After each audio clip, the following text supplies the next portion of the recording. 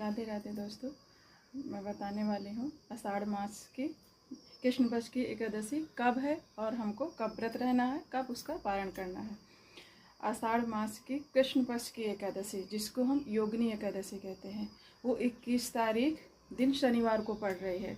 उस दिन हमको व्रत रखना है और व्रत रखने के बाद हमको या तो आपके पास कृष्ण राधा की मूर्ति उनका पूजन करें या विष्णु भगवान का, क्योंकि उसमें ठाकुर जी महाराज की पूजा होती है। वही चाहे आप विष्णु रूप में करिए या आप कृष्ण के रूप में, या भी जो भी आपके इष्ट हैं उनकी आपको पूजन करना है। और 21 तारीख दिन शनिवार को जो एक कृष्ण पक्ष की आषाढ़ मास की एकादशी, वो उस दिन आपको व्रत रहना है। और इसमें क्या, जो भी व्रत रहते हैं इसमें जाने अनजाने जो भी हमसे अपराध या पाप हो जाता है, जिसको हम जानने अनजाने में भी कुछ हो जाते हैं, जो जानबूझ के भी नहीं किए होते, वो सभी हमारे ये व्रत रखने से सभी नष्ट हो जाते हैं। जब आपको जैसे पता ही भी है कि एकादशी कि एक दिन पहले 10वीं तिथि से आपको चावल नहीं खाना है, और हो सके तो एक बार भोजन करें।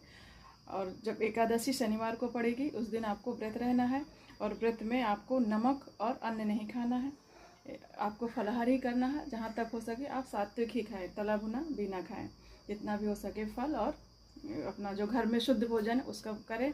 इसके बाद आपको पारायण 22 तारीख को रविवार को करना है।